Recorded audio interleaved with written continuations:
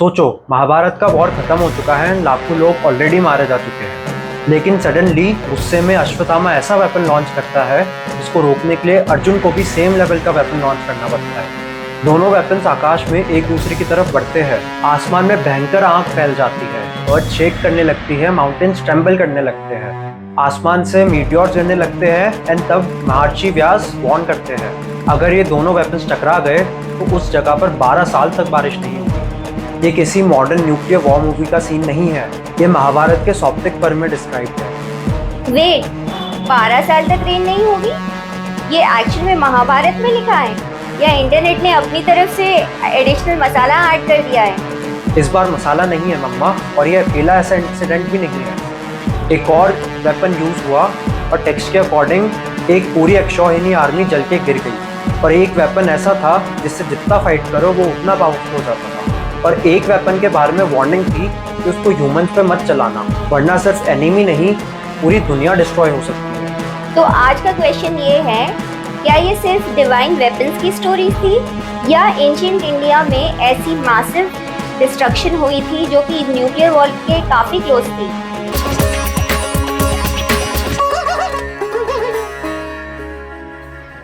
जय श्री राम। कॉस्मिक गपशप में आप सबका स्वागत है। मैं हूँ केतकी और मैं हूँ अबीर। और ना हम आज ब्लाइंडली प्रूव करेंगे कि महाभारत में न्यूक्लियर बॉम्ब्स थे, और ना ही ये बोल के टॉपिक क्लोज कर देंगे कि ये सब इमेजिनेशन था। हम देखेंगे कि ओरिजिनल टेक्स्ट में एक्चुअली क्या डिस्क्राइब्ड है, और फिर आप डिसाइड करना कि क्या ये डिवाइन वेपन्स थे, लॉस्ट टेक्नोलॉजी थी, या किसी एंशिएंट डिजास्टर की मेमोरी। वैसे अबीर, महाभारत और न्यूक्लियर बॉम्ब का कनेक्शन ओपनहाइमर की वजह से भी तो बना था। हाँ, 16 जुलाई 1945 न्यू मैक्सिको डेजर्ट दुनिया का पहला न्यूक्लियर बॉम्ब टेस्ट हुआ, ट्रिनिटी टेस्ट। जब ओपनहाइमर ने वो मैसिव एक्सप्लोजन देखा तब उसे भगवत गीता का एक वर्स याद आया, जो आप स्क्रीन पर देख सकते हैं और जिसका सिंपल मीनिंग है, मैं काल हूँ दुनियाओं को डिस्ट्रॉय करने वाला। ओपनहाइमर संस्कृत पढ़ते थे और भगवत गीता से डीपली इन्फ्लुएंस थे। उन्होंने ये नहीं बोला था कि भगवत गीता में न्यूक्लियर बॉम्ब टेक्नोलॉजी लिखी है। उन्होंने जो डिस्ट्रक्शन देखा उस फीलिंग को एक्सप्रेस करने के लिए उन्होंने गीता को कोट करा। मतलब कनेक्शन तो रियल था, लेकिन इंटरनेट वाला जो कंक्लूजन था वो जरूरी नहीं कि रियल हो। एग्जैक्टली। अब देखते हैं महाभारत खुद क्या कहती है, और एक्चुअल स्टोरी उससे भी ज्यादा शॉकिंग है। रुको रुको अबीर, पहले ये क्लियर करो कि शस्त्र और अस्त्र में एक्चुअल में डिफरेंस क्या था? सिंपल है, शस्त्र वो वेपन्स थे जो हाथ पे पकड़ के यूज होते थे, जैसे तलवार, गदा, भाला, तीर धनुष। और अस्त्र एक स्पेशली एक्टिवेटेड वेपन होता था, जैसे कि मॉडर्न डे मिसाइल्स। उसके लिए मंत्र, फोकस और स्पेसिफिक नॉलेज चाहिए होती थी। और सबसे इम्पोर्टेंट, अस्त्र को लॉन्च करना ही इनफ नहीं था, उसे वापस कैसे लेना है ये भी आना चाहिए था। वाओ, मतलब लॉन्च कोड के साथ कैंसिल बटन भी?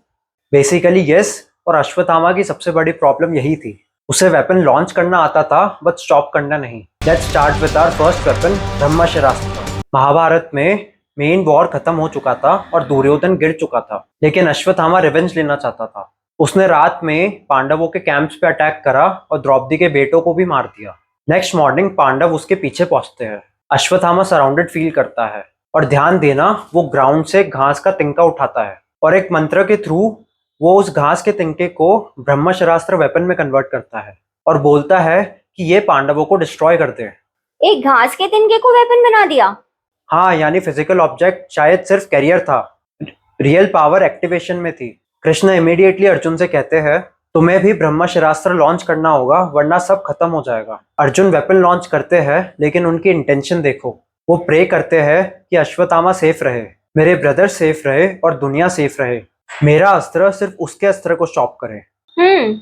सेम वेपन, लेकिन एक रिवेंज के लिए यूज कर रहा है और दूसरा प्रोटेक्शन के लिए। एग्जैक्टली। जैसे ही दोनों वेपन्स आसमान में जाते हैं, वैसे ही मैसिव फ्लेम्स अपीयर होती है। एक ह्यूज बॉल ऑफ फायर जैसा सीन बनता है, थंडर जैसी साउंड्स आती है, मीटियोर्स गिरते हैं, earth, mountains and water body shake करने लगती है, एनिमल्स और ह्यूमंस पैनिक करने लगते हैं। और तभी महर्षि व्यास और नारद उन दोनों वेपन्स के बीच में खड़े हो जाते हैं। बीच में? दोनों वेपन्स उनकी तरफ आ रहे थे? हाँ, और वो दोनों वॉरियर से पूछते हैं, पहले के ग्रेट वॉरियर्स को भी ये वेपन्स यूज करने आते थे, लेकिन उन्होंने कभी भी इन वेपन्स को ह्यूमंस पे यूज नहीं किया, तुमने ऐसा क्यों किया?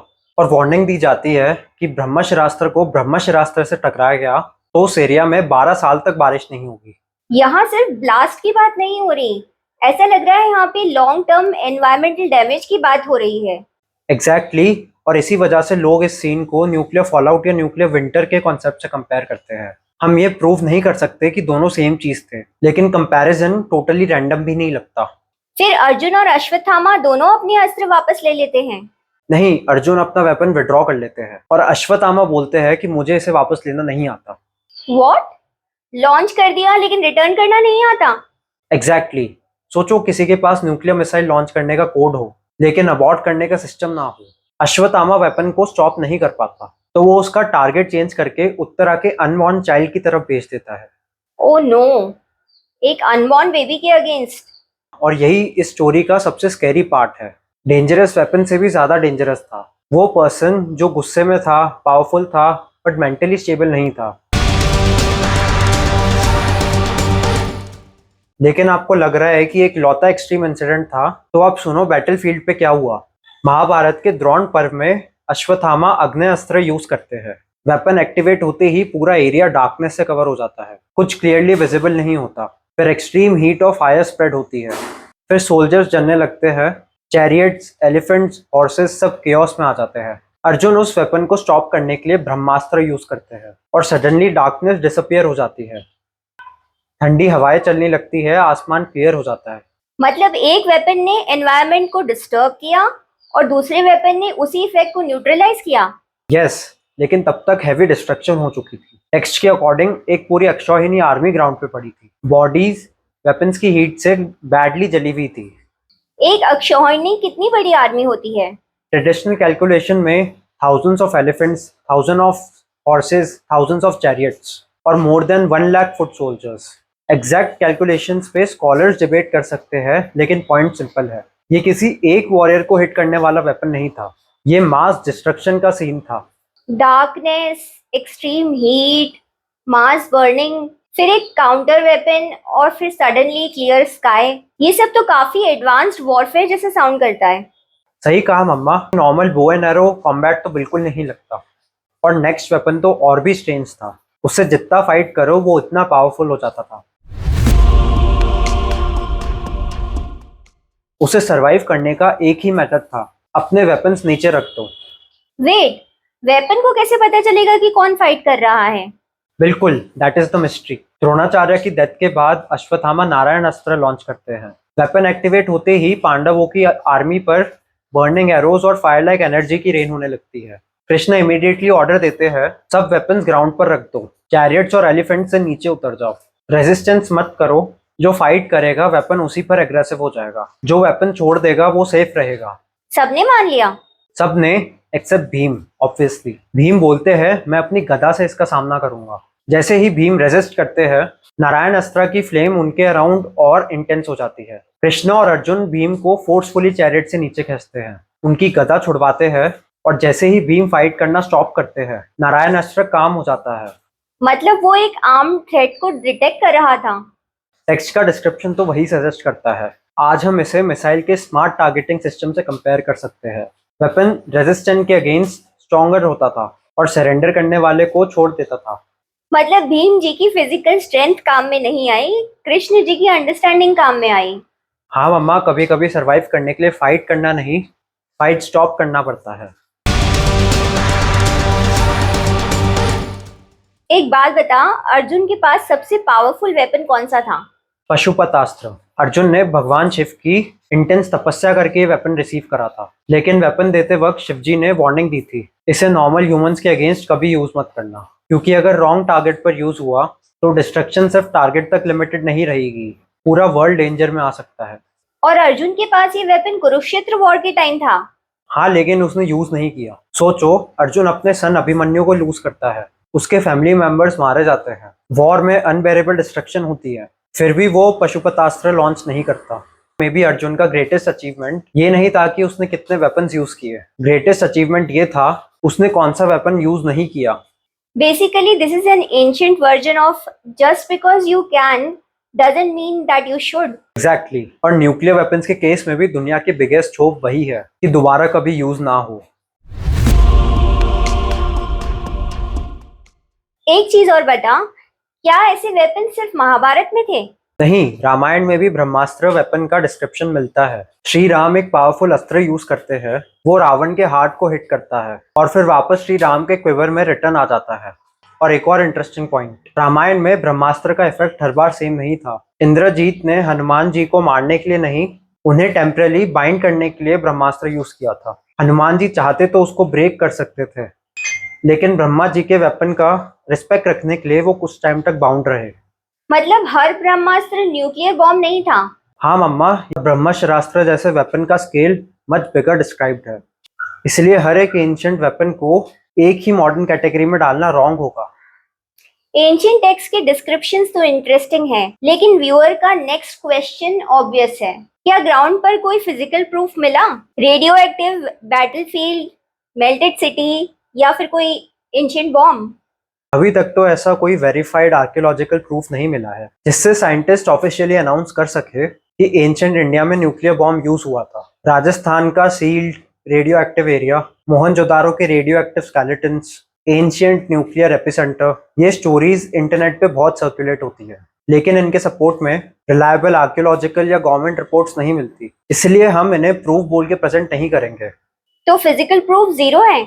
अगर आप न्यूक्लियर डिवाइस का डायरेक्ट फिजिकल प्रूफ पूछ रहे हो तो यस, अभी तक तो नहीं है, लेकिन रिकॉर्डेड डिस्क्रिप्शंस एग्जिस्ट करते हैं और वो सिंपल मैजिकल एरो स्टोरीज नहीं है। The ancient text talk about who can use the weapon, कब यूज करना अलाउड है, कैसे एक्टिवेट और डीएक्टिवेट करना है, काउंटर वेपन क्या है, लॉन्ग टर्म डिस्ट्रक्शन क्या हो सकती है और रॉन्ग पर्सन के हाथ में वेपन का रिजल्ट क्या होता है। ये level of detail definitely interesting है। फाइनल आंसर बता, तुम्हें क्या लगता है, क्या ये एक्चुअल में न्यूक्लियर वेपन्स थे? ऑनेस्टली मम्मा, मैं कॉन्फिडेंटली हाँ नहीं बोल सकता, क्योंकि हमारे पास रेडिएशन रिपोर्ट या फिर वेरीफाइड ब्लास्ट साइट्स नहीं है। लेकिन मैं कॉन्फिडेंटली ये सब नॉनसेंस था ये भी नहीं बोल सकता, क्योंकि कंपैरिजंस एग्जिस्ट करते हैं। ह्यूज फायर, ब्लाइंडिंग लाइट, अर्थ शेकिंग, मास डिस्ट्रक्शन, एनवायरनमेंट पर लॉन्ग टर्म इफेक्ट की वार्निंग, वेपन्स लॉन्च या विड्रॉ करने की separate knowledge, strict rules about who can use them, और कुछ वेपन्स को ह्यूमंस पे यूज करने की डायरेक्ट मनाही। सिमिलैरिटीज तो काफी हैं। तो अब आप डिसाइड करो कि ये डिवाइन अस्त्र थे। मम्मी और मुझे लगता है कि जैसा वॉर के बारे में डिस्क्रिप्शंस में लिखा है वो न्यूक्लियर वॉर से मैच करता है। आपका क्या मानना है इस बारे में? कमेंट में सिर्फ यस और नो मत लिखना। और ये वीडियो उस फ्रेंड को जरूर भेजना जो हर एंशिएंट स्टोरी को बिना पढ़े फेक या मिथ बोल देता है, या फिर हर डिवाइन वेपन को न्यूक्लियर मिसाइल डिक्लेयर कर देता है। तो मिलते हैं नेक्स्ट कॉस्मिक गपशप में। और हाँ, आप ऐसी ही मजेदार सनातन स्टोरीज और एंशिएंट मिस्ट्रीज आगे मिस ना करें, उसके लिए click on the subscribe button और hit the bell icon if you have already subscribed, so that you don't miss the upcoming videos. तब तक के लिए stay curious, stay scientific, जय सनातन।